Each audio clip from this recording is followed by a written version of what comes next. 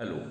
Ancient Indian history की जो एक सीरीज चल रही है ग्लोसरी की, उसमें एक नया वीडियो है। ये स्कंदवार जो है ये मिलिट्री कैंप्स को कहते थे। प्राचीन काल में, प्राचीन भारतीय इतिहास में स्कंदवार जो शब्द आया है सैनिक पड़ाव के लिए, जहाँ मिलिट्री रुक जाती थी, पड़ाव डालती थी, उसके लिए स्कंदवार शब्द आया। श्रेणी बल, ऐसे सैनिक जो ऐसे लड़ाकू समुदाय या गोत्र वंश से आते थे जिनके लिए सेना में जाना एक व्यवसाय था, सैनिक कार्य एक व्यवसाय था।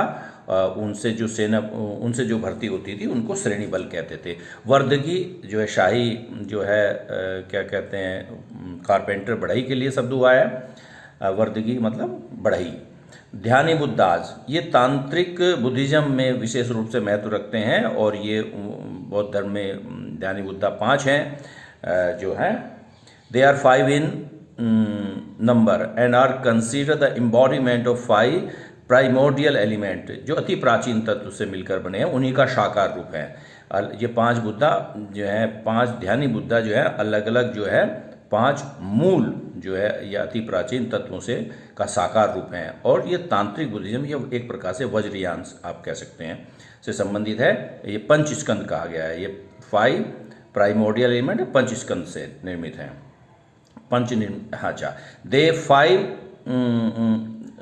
5 बुद्धा ध्यानी बुद्धाज आर, ये 5 जो मैंने बताया कि 5 प्राइमोर्डियल एलिमेंट अलग अलग हैं, क्योंकि 5 अलग अलग, ये 5 बुद्धा जो है अलग अलग एलिमेंट का करते हैं, रिप्रेजेंटेशन करते हैं, उसको प्रतीक है उसके।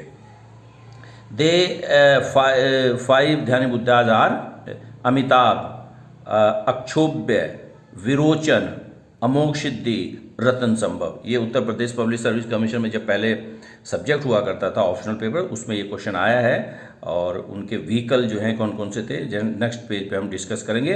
They represent 5 Buddhist cosmic element. जैसे मैंने कहा कि ये जो 5 हैं ध्यानी बुद्धा, ये 5 ब्रह्मांड के जो तत्व हैं उनको उनका प्रतिनिधित्व करते हैं, उनका प्रतीक रूप हैं, ऐसा आप कह सकते हैं। ध्यानी बुद्धा में अक्षोभ्य का जो व्हीकल है वो एलिफेंट है।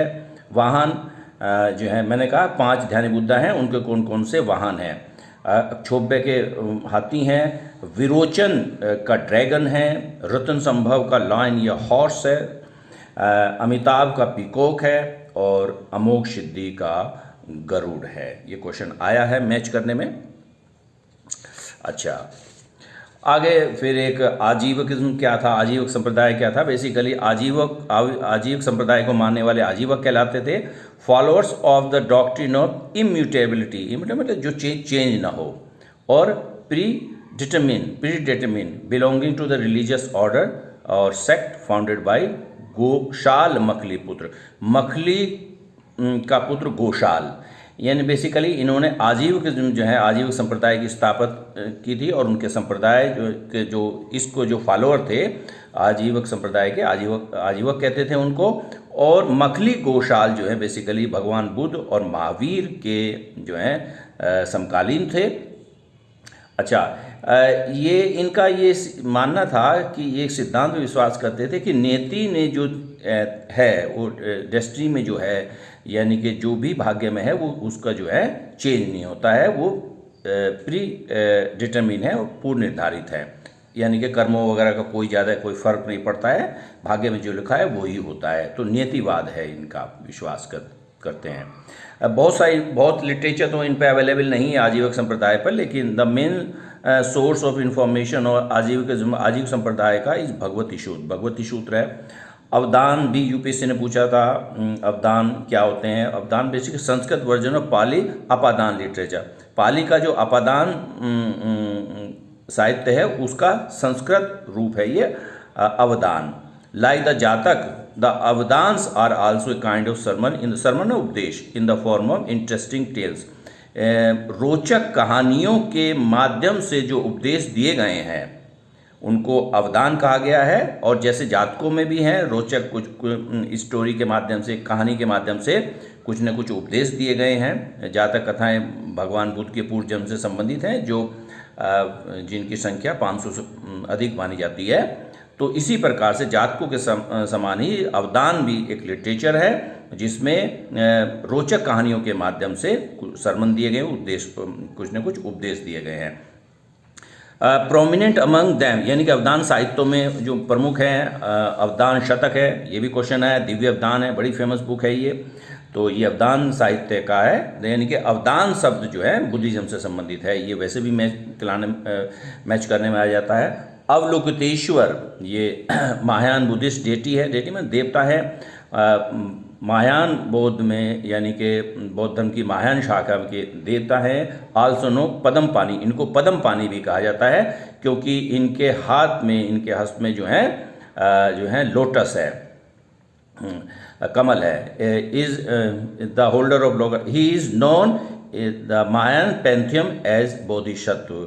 और जो है इनको बोधिसत्व में जो है, बोधिसत्व की जो महायान का जो देवकुल है उसमें इनको बोधिसत्व कहा गया है, बोधिसत्व कहा गया है। अच्छा, अब बोधिसत्व क्या होता है? बोधिसत्व बेसिकली हम लोग समझते हैं कि जो है महायान संप्रदाय से, बुद्धिज्म के, ये उनके यहाँ मुख्य रूप से है, लेकिन हीनयान में भी इसका मेंशन आता है। लेकिन चीफली या इसका कहते हैं सेंट्रल थीम जो बोधिसत्व की है वो महायान से ही है, लेकिन हम ये नहीं कह सकते केवल एकांतिक एक्सक्लूसिवली जो है महायान से ही संबंधित है। हीनयान में भी इसका जिक्र आता है बोधिसत्व का। According to Hinayanist his previous birth, even in his previous birth Buddha was known as Bodhisattva. Hinayana संप्रदाय के लोग ये मानते हैं, या हीनयान संप्रदाय में ये चीज़ मानी जाती है कि जो भगवान बुद्ध थे अपने जो है क्या कहते हैं पूर्व जन्म में उनको बोधिसत्व कहा जाता है। In is previous birth Buddha was known as Bodhisattva. भगवान बुद्ध को बोधिसत्व उनके पूर्व जन्मों में कहा जाता है। तो कह सकते हैं हीनयान में भी बोधिसत्व का मेंशन है, ये हम कह सकते हैं। The last existence of Bodhisattva was as Gautam Buddha, और जो लास्ट जो अंतिम बोधिसत्व थे उनको हम गौतम बुद्ध के रूप में मानते हैं, ये हीनयान में है। अच्छा, जो है द महानिस्ट बिलीव, लेकिन महानिस्ट बिलीव दैट द वर्ल्डली, हाँ, लेकिन मेन रूप जो मुख्य रूप से जो है जो सेंट्रल आइडिया है बोधिसत्व का वो जो है महायान संप्रदाय से ही है। The Mahayanist believe that the worldly beings could also become great like Buddha. Mahayana के मानने वाले थे, महायान संप्रदाय के लोग ये मानते थे कि जो इस संसार में जीव जंतु हैं, जीव हैं, वो भी जो है वर्ल्डली बीइंग्स जो हैं कुड आल्सो बिकम, वो सांसारिक जीव भी जो है अपने आप को जो है भगवान बुद्ध के समान महान बन सकते हैं। ये उनको भी वो भी बोधिसत्व हो सकते हैं, वर्ल्डली बीइंग्स, जो सांसारिक जीव ये कहा जाए, जीव कहा जाए तो अच्छा बेटर है। अच्छा, according to Mahayanist believe Bodhisattva were future Buddhas. मानिस ये विश्वास करते हैं कि बोधिसत्व हैं, ये भविष्य के बुद्ध हैं ये। द मानिस text describe the powers and virtue of several Bodhisattva. Mahayana संप्रदाय की जो साहित्य है, जो रचनाएं हैं, उसमें जो है अनेक बोधिसत्व के जो हैं गुणों और शक्तियों का वर्णन है, और जैसे अवलोकितेश्वर, मंजूश्री, वज्रपाणी, ये बोधिसत्व हैं, ये इंपॉर्टेंट है। अब पुरुषार्थ क्या होते हैं, ये एक्स्ट्रा टर्म आती है, बहुत आसान है ये। The 4 basic objectives of human life, जो मानव जीवन है उसके 4 मुख्य उद्देश्य हैं, लक्ष्य होते हैं। वो धर्म, अर्थ, काम, मोक्ष है। धर्म का मतलब मॉरल एथिकल ड्यूटीज है। अर्थ का मतलब मटेरियल प्लेजर ऑफ लाइफ है, जो है जीवन के जो भौतिक सुख हैं उनसे संबंधित है। नैतिक और जो है ये एथिकल ड्यूटीज से संबंधित होता है। काम माने सेक्स और कंजुगल नेसेसिटी, दाम्पत्य संबंधी जो आवश्यकताएं होती हैं वो काम में आती हैं। और सैल्वेशन, मोक्ष का मतलब है मुक्ति, यानी कि सैल्वेशन, मोक्ष। ओके।